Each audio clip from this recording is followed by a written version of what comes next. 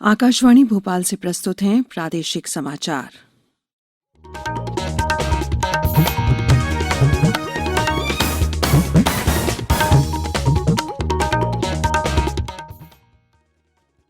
समाचारों के साथ मैं शेख महजबीन अल्मास। पहले एक अपील। भारत ने कोविड टीकाकरण अभियान के अंतर्गत 100 करोड़ टीके लगाने का लक्ष्य हासिल कर लिया है।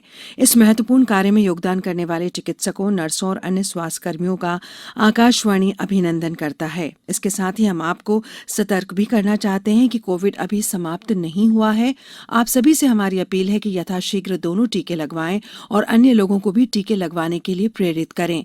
त्योहारों के समय कृपया इन 3 आसान उपायों का पालन अवश्य करें। मास्क पहनें, 2 गज की दूरी बनाए रखें, हाथ और चेहरा साफ रखें। कोविड से संबंधित कोई भी जानकारी और मार्गदर्शन के लिए राष्ट्रीय हेल्पलाइन नंबर 0112397846 और 1075 पर संपर्क करें। अब इस बुलेटिन के समाचार। सबसे पहले मुख्य समाचार। प्रधानमंत्री ने भाजपा कार्यकर्ताओं से लोगों के लिए विश्वास का सेतु बनने को कहा। प्रदेश के सभी पात्र लोगों को कोविड-19 से बचाव के लिए वैक्सीन का दूसरा डोज दिसंबर तक लगाने का लक्ष्य। आज नहाय खाए से हो रही है सूर्योपासना के पर्व छठ की शुरुआत और भारत आईसीसी 2020 क्रिकेट विश्व कप के सेमीफाइनल मुकाबले से हुआ बाहर। अब समाचार विस्तार से। प्रधानमंत्री नरेंद्र मोदी ने कहा है कि भारतीय जनता पार्टी केंद्र में सर्वोच्च स्थिति में पहुंच गई है और इसका श्रेय पार्टी के जनसाधारण से जुड़े रहने को जाता है। कल शाम नई दिल्ली में पार्टी की राष्ट्रीय कार्यकारिणी के समापन सत्र को संबोधित करते हुए श्री मोदी ने पार्टी कार्यकर्ताओं से कहा कि वे आम लोगों के विश्वास का सेतु बने।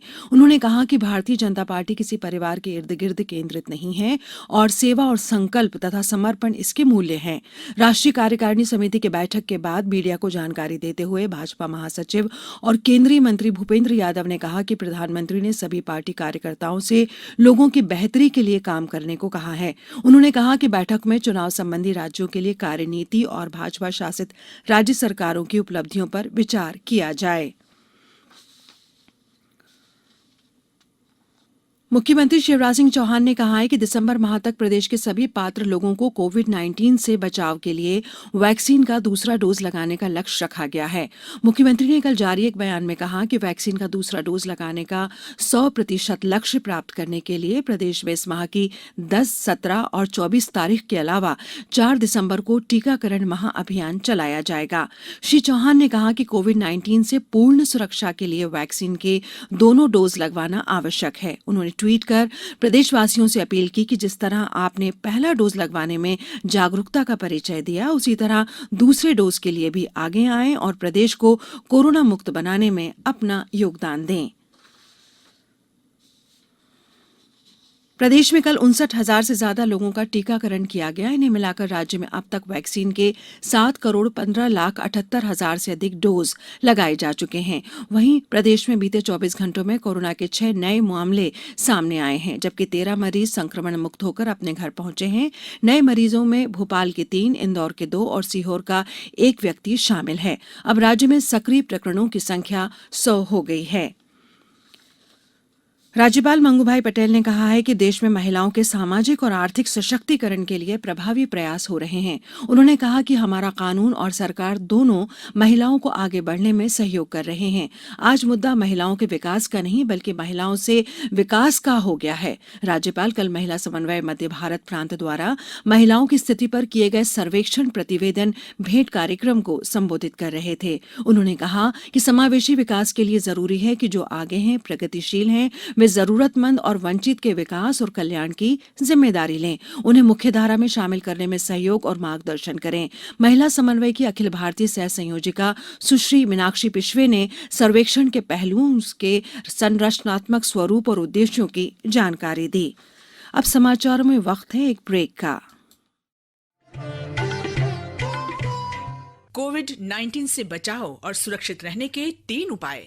मास्क लगाएं, 2 गज दूरी है जरूरी, सुरक्षित दूरी रखें, हाथ और मुंह साफ रखें।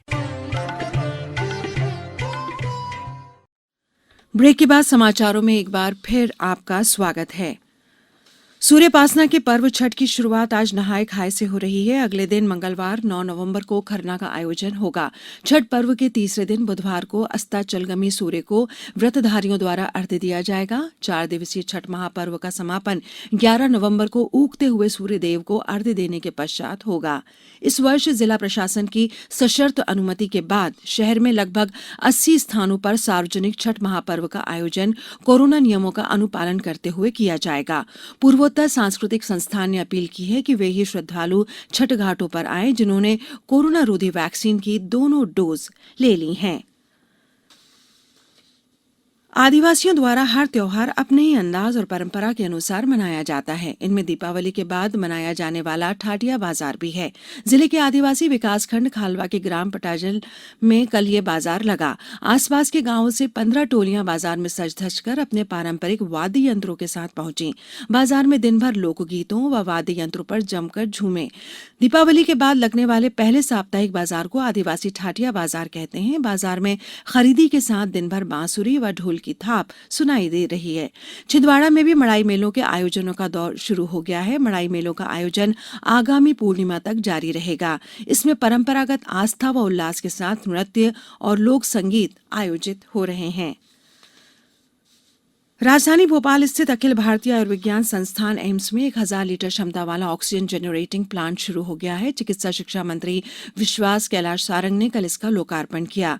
यह प्लांट कोल इंडिया की सहायता से स्थापित किया गया है। यह प्लांट 1000 लीटर क्षमता का है, जो ट्रॉमा सेंटर और इमरजेंसी ब्लॉक को ऑक्सीजन की आपूर्ति करेगा और 300 बेड पर मरीज इससे लाभान्वित होंगे। इस प्लांट से एम्स भोपाल में लिक्विड मेडिकल ऑक्सीजन पर निर्भरता कम होगी। भारतीय जनता पार्टी 15 नवंबर को बिरसा मुंडा की जयंती पर राजधानी भोपाल के जम्बूरी मैदान में आयोजित जनजाति गौरव दिवस के कार्यक्रम की तैयारियों में जुटे हैं। पार्टी के प्रदेश अध्यक्ष विष्णुदत्त शर्मा ने कल आयोजन की तैयारियों की विस्तार से समीक्षा की। श्री शर्मा ने बताया कि इस महोत्सव में प्रधानमंत्री नरेंद्र मोदी भी शामिल होंगे। भारत आईसीसी पुरुष 2020 क्रिकेट विश्व कप के सेमीफाइनल दौर के मुकाबले से बाहर हो गया है। हालांकि भारतीय टीम का आज नामीबिया से मुकाबला होना है। इस मैच के परिणाम का प्रतियोगिता में भारत की संभावनाओं पर कोई असर नहीं पड़ेगा। वर्ष 2012 के बाद ये पहला मौका है जब भारत किसी आईसीसी प्रतियोगिता के सेमीफाइनल में जगह बनाने में असफल रहा। इससे पहले कल शारजाह में पाकिस्तान ने ग्रुप 2 के अपने अंतिम सुपर 12 मैच में स्कॉटलैंड को 72 रन से हरा दिया। वहीं आबूधाबी के शेख जायद स्टेडियम में न्यूजीलैंड ने अपने अंतिम ग्रुप मैच में अफगानिस्तान को 8 विकेट से हराकर सेमीफाइनल में जगह बनाई। भारत की मोनिका बत्रा और अर्चना गिरीश कामत की जोड़ी ने स्लोवानिया के लास्को में WTT कैटेंडर टूर्नामेंट का महिला डबल्स खिताब जीत लिया है। कल फाइनल में भारतीय जोड़ी ने प्यूर्टोरिको की मेलिनी डियाज और एंड्रियाना डियाज को लगातार सेट में 11-3, 11-8, 12-10 से हराया। वहीं महिला सिंगल्स में मोनिका बत्रा को कांस्य पदक मिला। अब कुछ समाचार संक्षेप में। केंद्रीय जल शक्ति और खाद्य प्रसंस्करण मंत्री प्रहलाद पटेल ने अल्प प्रवास के दौरान कल पन्ना जिले के रायपुरा पहुंचे। उन्होंने यहां लोगों से मुलाकात की। स्वास्थ्य मंत्री डॉक्टर प्रभुराम चौधरी ने कल रायसेन जिले के प्रतापगढ़ में आयोजित कार्यक्रम में 23 करोड़ से अधिक की राशि के निर्माण कार्यों का शिलान्यास किया। अखिल भारतीय आयुर्विज्ञान संस्थान एम्स भोपाल के निदेशक डॉक्टर सनमन सिंह आज सेवानिवृत्त हो रहे हैं। उन्होंने 2018 में एम्स भोपाल के निदेशक की जिम्मेदारी संभाली थी। मंदसौर जिला चिकित्सालय में कल जिले के 62 बच्चों का स्वास्थ्य परीक्षण किया जाएगा।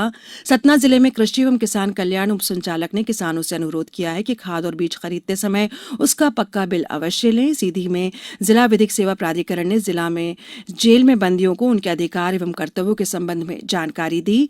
गांधीवादी विचारक डॉक्टर एस.एन. सुब्बाराव की अस्थि कलश श्रद्धांजलि सभा का आयोजन कल मुरैना में हुआ। छिंदवाड़ा जिले में कार्यरत सभी बैंकों द्वारा चंदनगांव स्थित मणिमहल लॉन में क्रेडिट आउटरीच मेगा कैंप का आयोजन किया गया है।